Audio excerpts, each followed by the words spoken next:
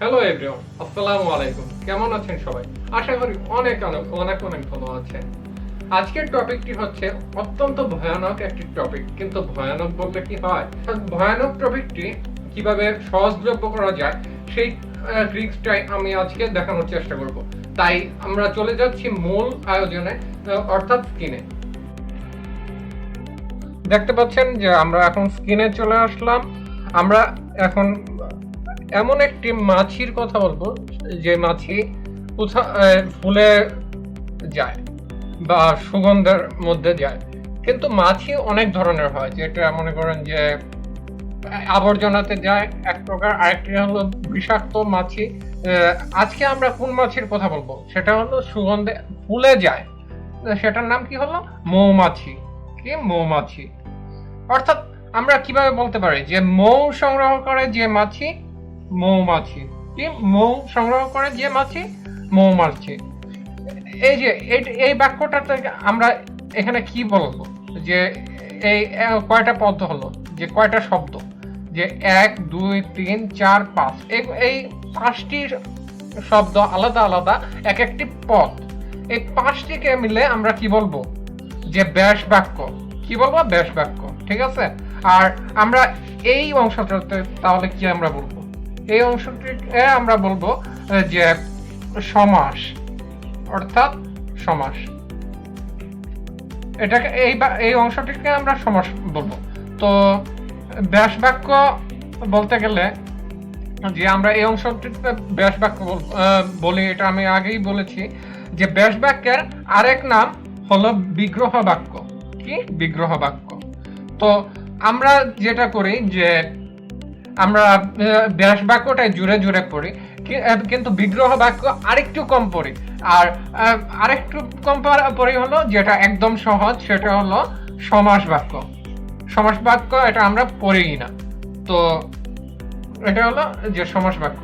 So এই অংশটাকে আচ্ছা ঠিক আছে। এখন কথা হলো যে তাহলে এটা কি হলো, কি দাঁড়ায় যে আমরা এক একটি পদ, এগুলো যে মনে করেন যে এগুলো হলো এক একটি শব্দ। ঠিক আছে, শব্দ, কিন্তু এক একটি পদও কিন্তু সেই অনুসারে যে এই সবগুলো মিলে কি হলো যে এক পদীকরণ, মানে একটা এখানে মনে করেন যে মৌ সংগ্রহ করে যে মৌমাছি, এখানে এক পদ মানে এই সবগুলো মিলে একটি পদ করেছে, তাহলে এক পদীকরণ হলো। আর এখানে কি করে যে এখানে নিশ্চয়ই এই জায়গাতে মৌমাছি এটা সংক্ষেপণ করেছে, এই বিশাল বড় বাক্য থেকে একটিতে রূপান্তর করেছে, অর্থাৎ কি সম্প্রসারণ তো করেইনি, সংক্ষেপণ করেছে। তো এখানে সংক্ষেপণ। তারপর এখানে আরেকটি কি ঘটিয়েছে, এখানে আরেকটি ঘটিয়েছে হলো পদের মিলন। অর্থাৎ এই যে আমরা যে বললাম যে এক একটি পদ মিলে, যে এখানে কয়টি পদ 1 2 3 4 5, 5টি পদ মিলে একটি পদে মিলিত করেছে, অর্থাৎ পদের মিলন এখানে ঘটিয়েছে। তো আমরা এখানে খেয়াল করি যে সমাস হলো 6 প্রকার। কত প্রকার? 6 প্রকার। সমাস হলো 6 প্রকার। তো আমরা কিভাবে মনে রাখবো সমাস 6 প্রকার? এটা হলো যে আমার এক ফ্রেন্ড বলতো যে সমাস অনেক মনে রাখতে পারেন, তাই সে হঠাৎ করে আমাকে বলল যে সমাসটা কি ওর দিক অতবদ্ধ। কি দিক অতবদ্ধ?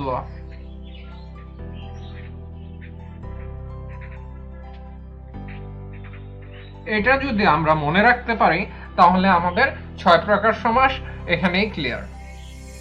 এখানে খেয়াল করুন, দিক মানে কি? দিগু। কতে হলো কি? কর্মদ্বারয়। লেখা আমার অনেক সুন্দর, তাই বোঝা যাচ্ছে না।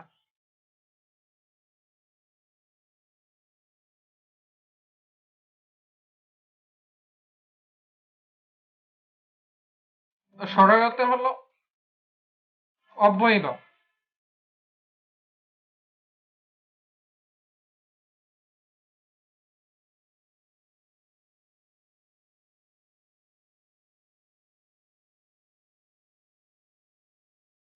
ততে হলো তৎপুরুষ।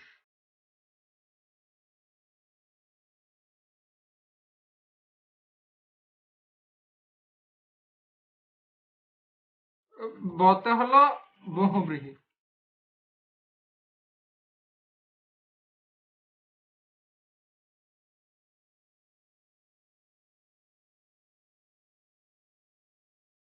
এই হলো।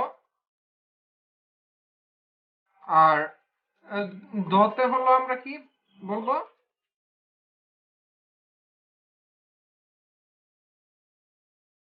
দ্বিগু। আচ্ছা, এই 6 প্রকার গেল। তারপর আসি আমরা পরের স্টেজে। সমাস হলো, এখন অর্থ অনুসারে মূলত 6 প্রকার দেখেছি। যে 6 প্রকার হলো যে দ্বন্দ্ব।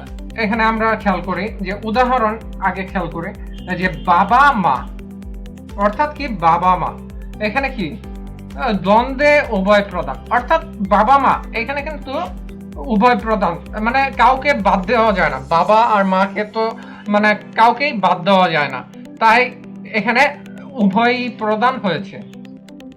যে বাবা মা উভয় প্রদান, অর্থাৎ আমরা দ্বন্দ্ব বলতে কি বোঝায় যে দ্বন্দ্ব মনে হয় যে এটা ঝগড়া বিবাদ এইসব কিছু, কিন্তু দ্বন্দ্ব মূলত এখানে সমাসের ক্ষেত্রে এটা হলো যে মিলিত হওয়া, অর্থাৎ মিলন।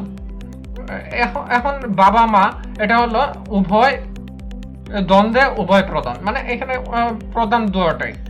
আর আরেকটি শব্দ বলতে গেলে যে এভাবে আমরা একটি ক্রিক্সের মাধ্যমে মনে রাখবো, দ্বিতক। দ্বিতক এ গায় পরপদে গান। কি পরপদে গান? যেমন হলো সপ্তর্ষি, তারপর রদ দেখা, কাজল কালো। আচ্ছা, এখানে আমি দেখাই যে সপ্তর্ষি, যে এখানে দ্বিতক, দ্বিতকে হয় দ্বিগু। আমি এখানে পরে আসি, মেইনটুকু বুঝে নেই যে দ্বিতে হলো দ্বিগু, ততে হলো তৎপুরুষ, কতে হলো কর্মধারয়। এখন কথা হলো যে দ্বিগু কোন ক্ষেত্রে হবে? দ্বিগু আমরা কিভাবে বুঝবো? এই যে কোনো কিছু সংখ্যা বুঝালে তাহলে দ্বিগু সমাস হবে।